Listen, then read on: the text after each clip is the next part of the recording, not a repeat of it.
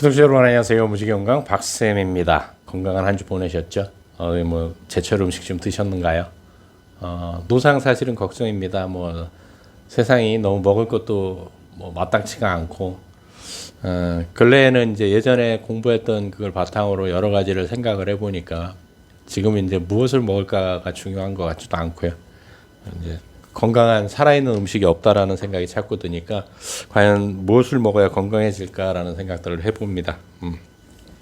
이게 책이 너무 많아서 내용들이 많아서 알려드릴 건 많고 그래서 이제 지난주에 이어서 이제 건강을 7장 건강을 되살려라 이제 얘기 나오는데 줄기세포 얘기도 나오고 하는데 줄기세포를 강화하는 식품들 그러니까 이제 우리가 다치면 줄기세포들이 나와서 새로운 세포들을 만드는 건데 이제 어유 얘기를 합니다. 오메가3 지방산을 얘기를 합니다.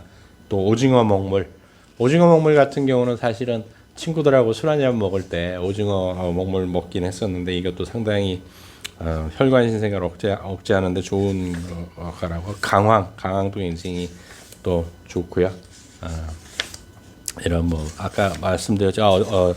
지난주에 말씀드린 이제 그런 것들을 좀 드시면 건강을 대단히 중요하게 생각을 하고 근데 건강책을 읽다 보면 또 어떤 느낌을 받냐 하면은 요즘 다 건강에 좋다고 하면서 얘기하는 그 다이어트에도 좋고 이런 얘기를 하면서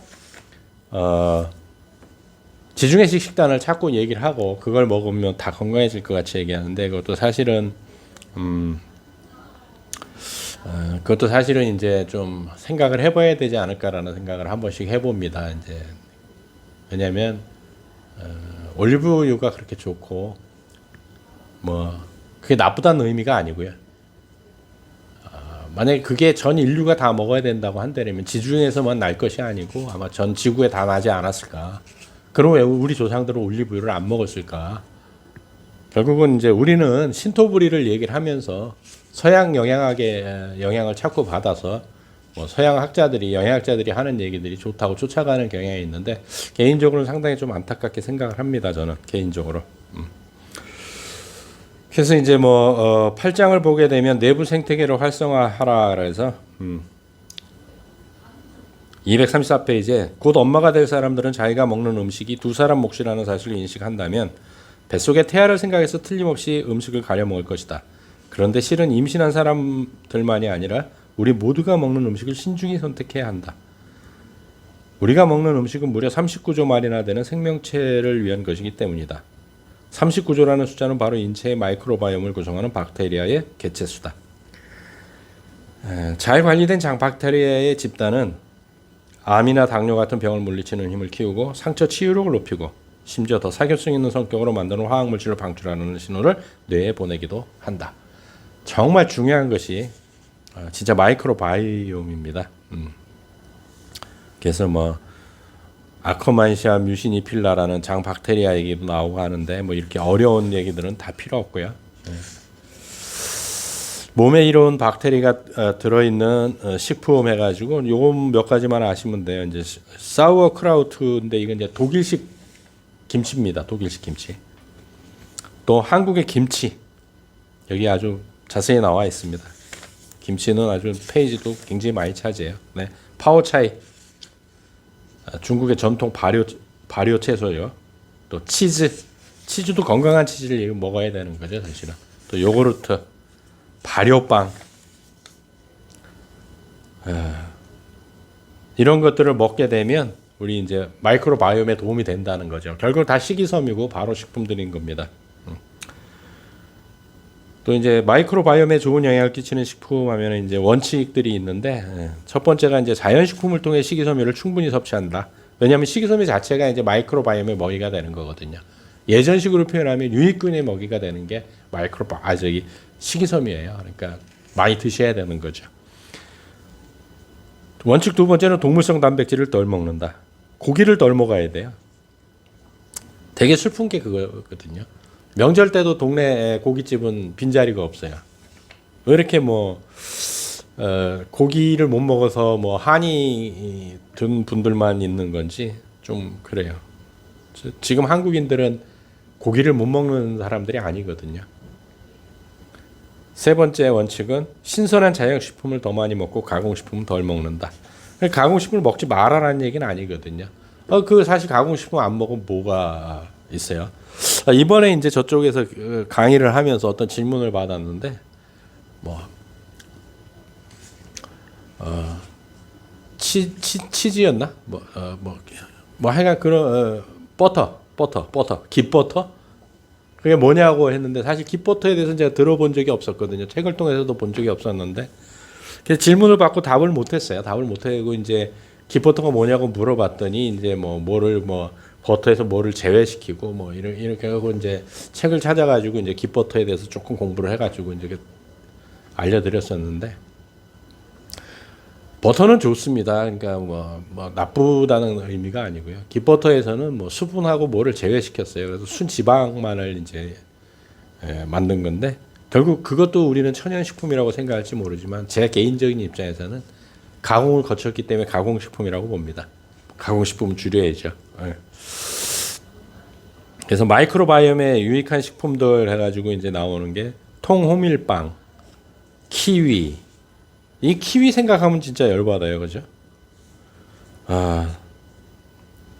왜 키위 하면은 열받냐면요. 우리 달래거든요, 달래 먹고. 그게 외국에서 이걸 하면서 키위로 바뀌어 버렸는데, 저 군부대 생활할 때만 해도 자연에 있는 나무에서 키위 많이 먹었거든요, 사실은. 키위가 아니죠, 달래죠. 달래 많이 따 먹었었거든요. 또 이제 배추 속 식물에서 브로콜리, 콜리플라워, 청경채, 양배추, 케일, 뭐 이런 것들, 뭐 우리나라에 없는 것들, 뭐 순무도 좋고요. 또 죽순도 대단히 좋답니다. 또 다크 초콜릿, 호두야 뭐 말아야 뭐합니까? 또 콩도 엄청 좋답니다. 버섯이야 뭐 말 안 해도 너무 잘 아시죠? 또 이제 음료로서는 이제 과일 주스는 석류, 크림베리, 콩코드 포도 뭐 이런 게 되게 좋답니다. 이런 것들이 마이크로바이옴을 많이 성장시켜 주고요. 적포도주, 또 차, 뭐 보이차도 좋고, 홍차도 좋고, 우롱차도 좋고, 녹차도 좋고, 뭐 차를 좋고요. 하여간 인공 감미료는 다 피해야 되고요. 네. 이런 것들만 또 이렇게 뭐 좀 피해도 우리한테 되게 도움이 되지 않을까 하고 9장은 이제 유전자의 운명에 걸린 문제다 해서 이제 또 DNA에 이제 좋은 얘기가 나오겠죠. 214페이지에 공해 산업화 독소, 자외선, 감정적 스트레스는 모두 유전암호를 손상시키는 요소이다. DNA가 손상되면 유전자들의 기능에 이상이 발생할 수 있다. 그 결과는 노화나 피부주름처럼 눈에 보이는 형태로 나타날 때도 있지만 눈에 띄지 않게 서서히 나타나서 암을 일으키거나 뇌, 심장, 폐 등의 장기 손상을 유발하기도 한다. 그런데 자연적으로 나타나는 유전 변이와 환경의 무차별적인 공격으로부터 DNA를 보호하는 데 식품이 도움을 줄 수 있다. 이건 뭐 당연히 비타민 C 얘기가 많이 나올 거예요. DNA 그래서 복구에 영향을 DNA가 고장 났을 때 복구에 영향을 미치는 음식들은 이제 베리 주스, 그다음에 키위, 당근, 브로콜리. 당근이 의외로 이제 당근은 그 이름에 걸맞게 카로티노이드의 함량이 높다. 적황색 색소인 카로티노이드는 채소와 과일에 널리 분포되는 생리활성 물질로 항산화 활동에 있어서 대단히 뛰어난 성분이다. 당근이 DNA 손상의 예방보다는 손상된 DNA를 복구하는 데 도움이 된다는 뜻이다. 당근 많이 드시면 좋죠. 또 식품으로서는 토마토, 수박, 구아바, 그레이프루트, 포도 종류죠. 또 해산물도 좋고요. 참굴도 좋고. 후성적 효과가 있는 식품으로는 콩이 진짜 되게 좋지 않습니까? 콩을 많이 드시면 되게 좋아요. 또 뭐 이제 배추, 뭐 청경채 이런 거, 청경채, 케일, 양배추 이게 되게 도움이 되고 브로콜리, 네. 커피도 사실 콩이죠. 근데 너무 많이 드시면 안 되고요. 왜냐하면 뭐 이런 성분도 있지만 좀 그러니까 네, 녹차도 너무 많이 드시면 안 됩니다. 강황 되게 도움되고요. 허브 또 텔로미어를 보호하는 식품에는 또 커피가 있습니다. 또 차도 좋고요. 견과류도 되게 도움이 됩니다. 견과류는 참 좋은 것 같아요. 왜냐하면 우리가 그 수렵 채집 생활을 할 때는 대부분 영양소나 이런 것들을 씨앗에서 섭취를 했거든요. 씨앗에서 섭취한다라는 것은 견과류를 먹는 게 아주 되게 좋죠. 또 이제 서양인답게 299페이지 지중해 식단도 도움이 된다고 합니다. 지중해식 식단과 가장 유사한 방법으로 식사를 하는 여성들은 텔로미어의 길이가 월등히 길었다. 반면 전형적인 서구식 식단으로 식사하면서 포화지방의 고기를 많이 먹는 사람들에게는 정반대의 영향이 관찰됐다. 실제로 지중해식 식단과 가장 거리가 먼 방법으로 음식을 섭취하는 사람들은 평균보다 텔로미어 길이가 짧았다. 근데 이제 서양이니까 자꾸 서양적인 얘기를 하는데 지중해식 식단을 그러면 한국 사람들이 계속 먹으면 과연 좋을까? 그것도 한번 또 생각해 봐야 되는 문제라는 얘기를 하는 거죠. 또 그래서 300페이지에는 이제 채소가 풍부한 아시아식 식단도 굉장히 도움이 된다고 얘기를 합니다. 또 DNA 건강 방어 메커니즘에 해를 끼치는 식품 해가지고 나오는데 이제 지방이 많은 식품, 지방이 많은 거, 가공육, 가당 음료, 뭐 지금 들어보시면 어때요? 다 느낌들이 패스트푸드죠. 또 10장은 이제 면역지휘본부를 가동하라 그래갖고 이제 면역에 관련된 음식들이겠죠. 315페이지에 모든 면역 결핍을 음식으로 해결할 수는 없다. 음식이 효과를 발휘하려면 제대로 갖춰진 흠없는 면역 체계가 먼저 마련돼야 한다. 가령 유전병으로 면역세포 결함이 있어서 제 기능을 못하면 아무리 좋은 음식을 먹어도 헛일이 될 공산이 크다. 그렇죠. 사실은 뭐 유전적인 사슬 DNA 사슬 구조가 완전히 타고난다고 한다면 그건 뭐 좋은 음식 먹는다고 개선할 수 있는 방법은 없거든요. 그래서 면역 체계를 활성화하는 식품 중에는 버섯, 숙성 마늘이야. 마늘은 정말 좋습니다. 여러 가지 역할을 너무 많이 하죠. 마늘 같은 경우는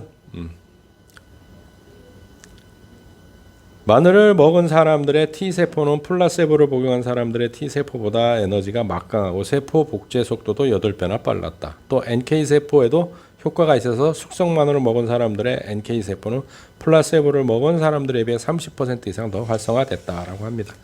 우리 민족이야 원래 이제 옥녀가 마늘을 먹고 사람이 돼갖고 결혼을 했다고 하지 않습니까? 그러니까 그 정도로 뭐 한국 사람들은 마늘 많이 먹는데 한국 사람들이 마늘을 많이 먹는 건데 우리는 양념으로 먹었다라는 거죠. 뭐냐면은 이제 양념 개념으로 먹었는데 사실은 마늘이 건강에 좋으려면 생으로 먹어야 돼요. 우리 구워 먹지 않습니까? 이제 그런 것들을 조금 먹는 방법에서 약간 바꾸시는 것도 괜찮은 방법입니다. 또 올리브 오일도 건강에 좋고요. 엘라그산이 많이 들어있는 것들은 밤, 블랙베리, 라즈베리, 호두, 석류 이런 데 이제 많이 들어있고요. 또 면역력 증강 효과가 있는 과일 주스에는 크림베리 주스, 그다음에 이제 포도 주스, 블루베리 주스. 또 고추가 또 이게 되게 좋답니다. 뭐 한국 사람도 고추 많이 먹으니까. 또 굴도 참 좋아요. 그다음에 감초는 진짜 약방의 감초처럼 종종 여기저기 많이 낍니다. 또 염증과 자가 면역증을 진정시키는 식품 해갖고 이제 334페이지에 나오는데 어떤 것들이 있나 보면 비타민 C가 많이 들은 음식이 되게 좋답니다. 또 녹차가 되게 도움이 되고요. 녹차는 너무 많이 안 드시는데 하루에 뭐 한두 잔 정도 드시면 굉장히 건강에 도움이 됩니다. 또 뭐 자가 면역 질환을 진정시키는 식이 패턴 해갖고 이제 생채식 다이어트를 얘기를 하는데 생채식을 먹기에는 사실은 현대인들은 좀 적합하지는 않습니다. 그렇다고 먹지 말란 뜻은 아니고요.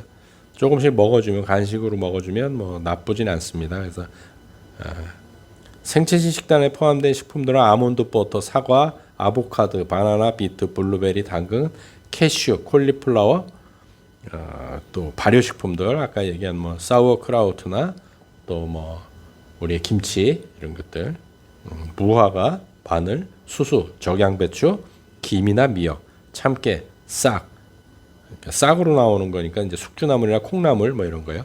딸기, 해바라기 씨, 타마리 간장, 또 바라밀, 뭐 호박, 뭐 이런 것들이 좋다고 합니다.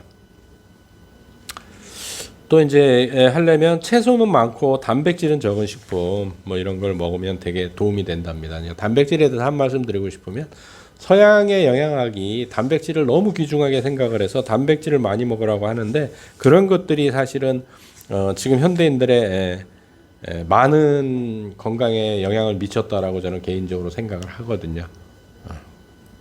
그래서 이제 건강에 도움이 되는 음식들을 쭉 한번 살펴봤고요. 그래서 2부가 끝나고 3부는 이제 계획하고 선택하고 행동하라. 먹어서 건강해지는 실천 요령. 그래서 그 아툴 가완디라고 하는 그 미국 의사일 거예요. 미국인가 유럽의 의사인데 굉장히 유명한 분입니다. 그래서 그 뭐라고 표현해야 되나? 뭐 야간 쓰고 뭐 일적으로 굉장히 유명한 윤리적인 의사라고 소문이 나 있는 분인데 책도 지은 게 많아요. 근데 이분이 한 얘기 중에 하나 지금 얼마나 좋은가가 아니라 앞으로 얼마나 좋아질 것인가가 중요하다라고. 그래서 이제 355페이지에 11장이 시작되는데 555 플랜 그래서 먹어서 병을 이기는 법 이제 이렇게 해갖고 책이 시작이 됩니다. 그래서 이제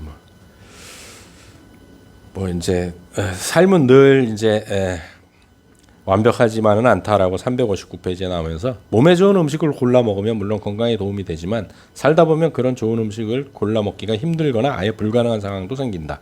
하지만 몸에 좋은 음식을 꾸준히 챙겨 먹으면 간혹 건강에 이롭지 않은 음식을 먹게 되더라도 그 영향을 더 수월하게 상쇄할 수 있다. 전반적인 건강의 위험 요소를 알아두는 것이 중요한 이유가 바로 거기에 있다. 진짜 제가 노상 얘기하지만 뭐 이 건강을 해갖고 뭐 공부를 막 해가지고 뭐 박사가 될 것도 아니고요, 사실은. 우리가 살아나갈 때 손해 안 보고 살 수 있는 방법들이 되게 많거든요. 그래서 이제 첫 번째가 뭐냐면 좋아하는 음식을 먹어라. 그랬더니 이제 좋아하는 음식이 다 불량식품이면 어떡하냐. 그러면 이제 좀 생각을 해보셔야 되는 거죠.